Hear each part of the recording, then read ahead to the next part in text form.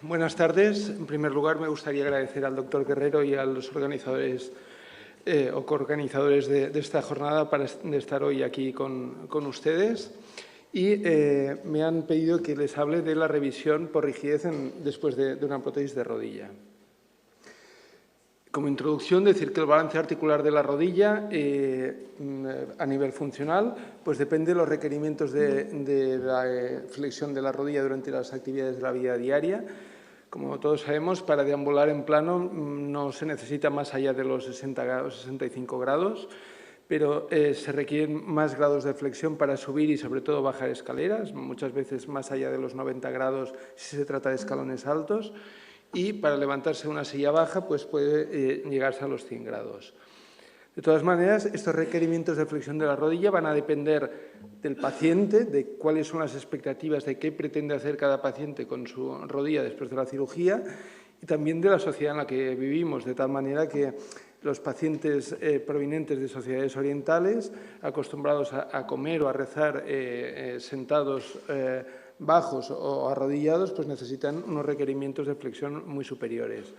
Y por otro lado, muchas veces son las partes blandas las que nos van a limitar la capacidad de flexión de esta rodilla en pacientes obesos mórbidos. ¿Cómo se define la rigidez después de la implantación de una prótesis de rodilla? Pues depende de qué autores. Para Kim, si se define como rígida aquella rodilla que no estira más allá de menos 15 o no flexiona al menos 75 grados, la incidencia de rigidez sería de 1,3%, mientras que para la mayoría de autores, donde la definición de rigidez estaría alrededor de un déficit de extensión que supere los 10 grados o una flexión que no alcance al menos los 90 grados, esta tasa de rigidez estaría alrededor del 4,5% y sería superior en los casos de cirugía de revisión. Recordar que el déficit de extensión es más incapacitante para los pacientes que el déficit de flexión en la mayoría de casos. Muchas veces un déficit de extensión de solo 10 grados nos va a provocar una debilidad del aparato extensor, con dolor femoropatelar a la deambulación, con esta marcha en flexo que va a provocar un mayor gasto energético en la marcha. Existe una serie de factores predisponentes para la rigidez. El factor que más se va a correlacionar con cuánto va a flexionar el paciente después de la cirugía es cuánto flexionaba antes de la cirugía, la movilidad preoperatoria. Aquellos pacientes que partiendo de un dolor preoperatorio más alto también consiguen un menor balance articular. No debemos olvidar buscar otras causas en las articulaciones vecinas cuando estamos ante una rodilla rígida, en la cadera o en el raquis. Los pacientes obesos normalmente flexionan menos, pacientes con tendencia a hacer cicatrices queloideas, pacientes que parten de una desaxación importante en varovalgo normalmente van a flexionar menos y aquellos pacientes que van a colaborar menos con la rehabilitación o por fenómenos psicológicos no están dispuestos a esta colaboración, pues van a obtener un menor balance articular. Además de los factores preoperatorios, hay una serie de errores técnicos que nos van a favorecer tener una rigidez en el postoperatorio, como sería no liberar suficientemente la cápsula posterior o el ligamento cruzado posterior en caso de que esté demasiado tenso, no liberar suficientemente los osteofitos posteriores que muchas veces vemos ya en el preoperatorio y que no los vamos a buscar durante la cirugía, cuando obtenemos un equilibrio de espacios deficiente, cuando hemos cortado poco fémur distal o hemos obtenido, como en este caso, una pendiente invertida de la tibia, o en aquellos casos en los cuales hay un aumento de la presión femoropatelar o por un componente femoral demasiado grueso a nivel anterior o por una patela resecada de forma insuficiente. Thompson y colaboradores clasificaron los factores de riesgo en una serie de factores preoperatorios que hemos dicho previamente. También los pacientes fumadores normalmente tienen más tendencia a tener una rigidez. Factores intraoperatorios, que son básicamente errores técnicos del cirujano, que no consigue una correcta movilidad intraoperatoria. Y otros factores en el postoperatorio, como serían que el paciente esté inmovilizado, a lo mejor por otras circunstancias de lesiones ligamentosas coexistentes, aquellos pacientes que tienen una infección o dentro del complejo del síndrome del dolor regional complejo. Cuando estamos ante una rigidez, el diagnóstico empezará con una anamnesis. Deberemos diferenciar aquellos pacientes que nos dicen que han tenido una rodilla rígida desde la cirugía. En estos casos pensaremos en errores quirúrgicos, en una rehabilitación deficiente o en este cuadro clínico que llamamos artrofibrosis. Pero cuando estamos delante de una rigidez que ha aparecido de forma tardía, a los meses o años después de la cirugía, debemos pensar en primer lugar en una infección crónica. La exploración física debemos, en primer lugar, descartar que estamos delante de una infección. El hecho de tener una rigidez no descarta que la base de esta esté una infección detrás. Debemos descartar también una inestabilidad. Hay veces que puede coexistir inestabilidad en un plano y rigidez. Y signos de distrofia simpático-refleja. En cuanto a exploraciones complementarias, la radiología simple muchas veces nos dará ya muchas pistas del porqué, de qué está pasando con esta rodilla rígida. Si tenemos unos tamaños inadecuados de componentes, como vemos aquí en este fémur excesivamente grande, podemos observar también patela baja, una interlínea alterada. Esto lo veremos en la radiografía y ante cualquier paciente que estemos a una rigidez y nos lleguemos a plantear una cirugía, debemos descartar que estamos ante una infección y, por tanto, deberemos ir a pinchar la rodilla para descartar la infección. El tratamiento de la rigidez después de la prótesis se basa en estas 4 posibilidades: rehabilitación, movilización forzada, artrolisis, diremos 4 palabras de cada una de estas, y la revisión protésica. Cuanto a la rehabilitación, solo es útil en los 3 primeros meses. Cuando nos llega una rodilla que no mueve lo suficiente y han pasado más de 3 meses, es absurdo insistir en la rehabilitación y probablemente ya tengamos que pasar a los siguientes pasos del tratamiento. El siguiente paso de tratamiento sería la movilización bajo anestesia, con una anestesia general o con una raquianestesia, con el paciente relajado. Realizaremos una fuerza progresiva. Es recomendable cuando no se consigue un mínimo balance articular de al menos -10 y al menos cerca de los 90 grados a las 6 semanas de la cirugía inicial. Si ya han pasado los 3 meses, deberíamos ya pasar al siguiente paso porque aumenta mucho el riesgo de fracturas o de roturas del aparato extensor, haciendo una movilización forzada sin una artrolisis. Con la movilización forzada bajo anestesia hay muchas series que lo han estudiado y más o menos se consigue una mejoría de unos 30 grados en el balance articular. El siguiente paso sería la artrolisis, que nosotros habitualmente realizamos de forma artroscópica, combinando múltiples portales. Muchas veces son 4 portales de artroscopia, teniendo mucha paciencia para ir liberando todas las adherencias que observamos a nivel intraarticular. Muchas veces es útil tener un periostotomo pequeño para ayudarnos a romper todas estas adherencias y combinando el motor con el vaporizador del artroscopio intentamos quitar todas estas adherencias antes de forzar la extensión y la flexión. Es a tener en cuenta el efecto espejo con el componente femoral de todos los instrumentos, que muchas veces nos puede desorientar. Y un detalle técnico, si estamos en una prótesis con retención del cruzado posterior, la mayoría de autores recomiendan seccionar el ligamento cruzado posterior porque difícilmente vamos a dejar luego una rodilla inestable. Pasamos a la revisión protésica, que sería la última posibilidad de tratamiento de la rigidez. Durante el abordaje normalmente reincidiremos al abordaje inicial.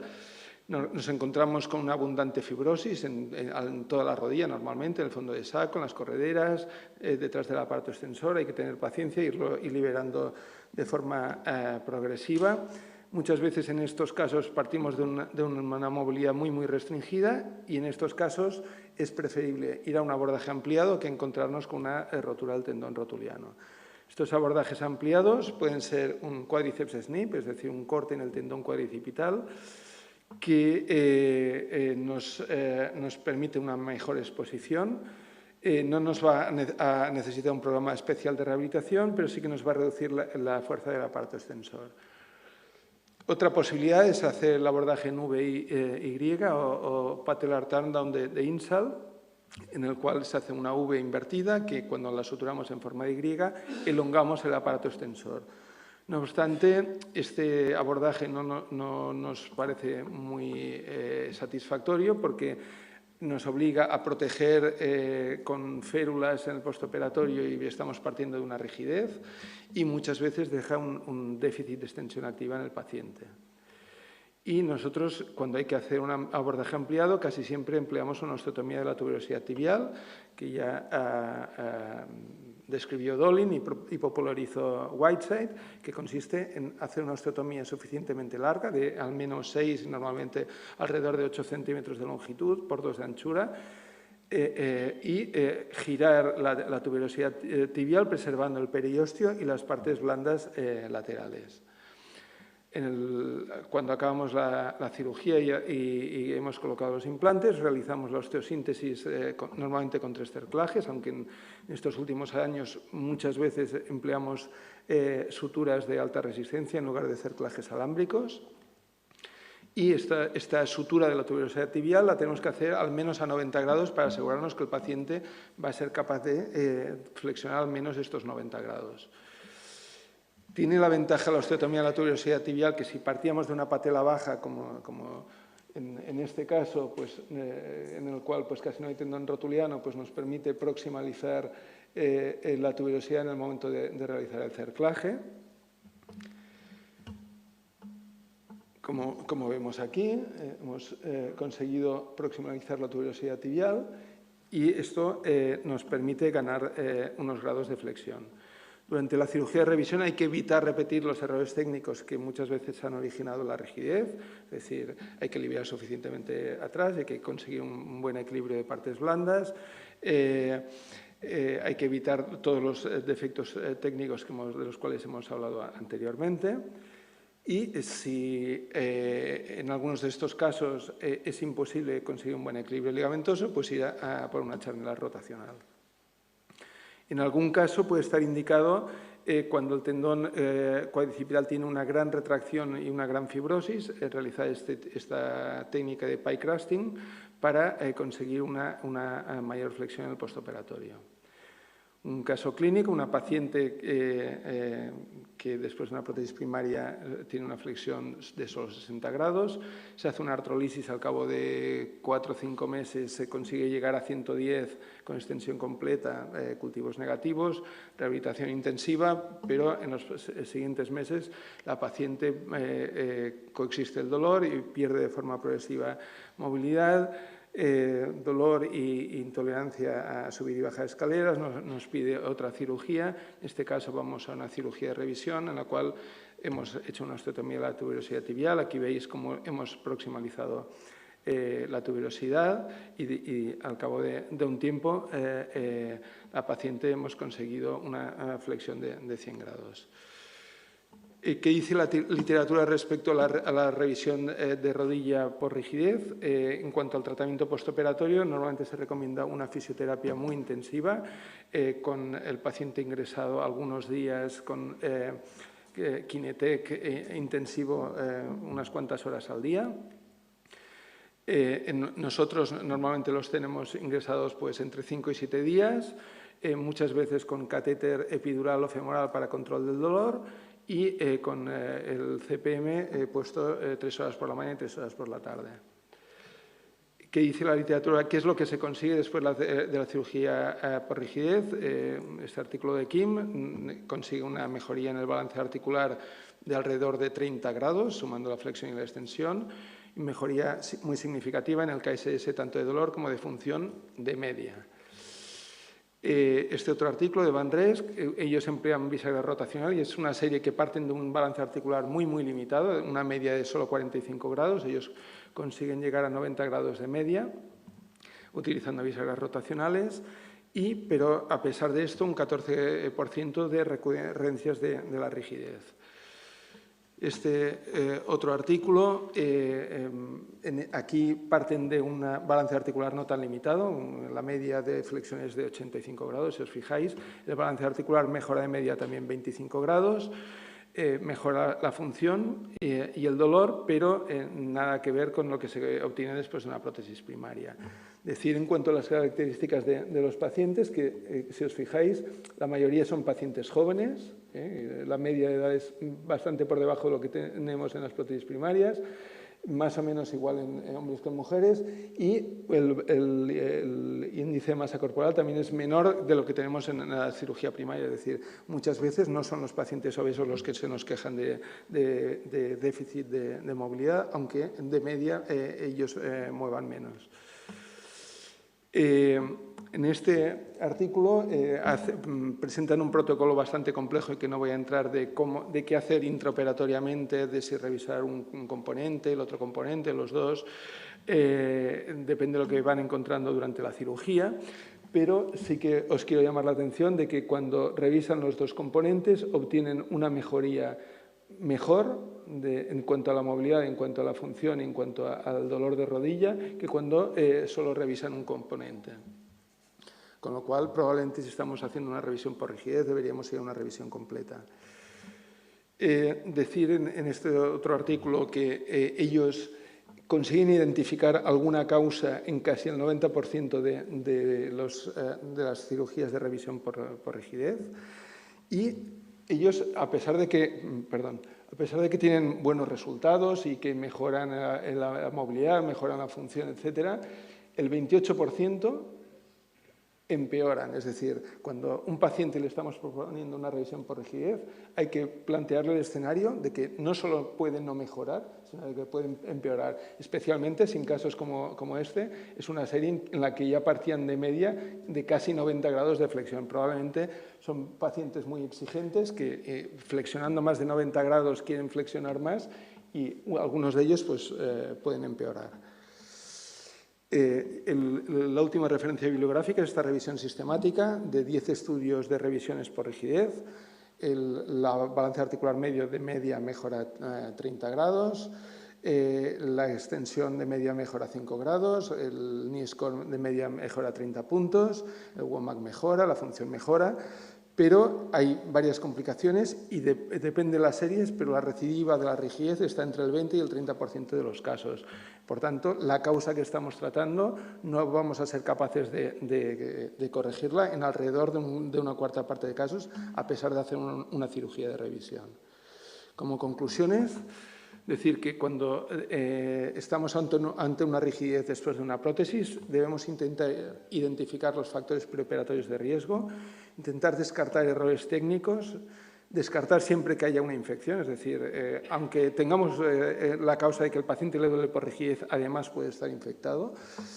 Si estamos en las primeras semanas, el primer mes, podemos optar por una rehabilitación mucho más intensiva.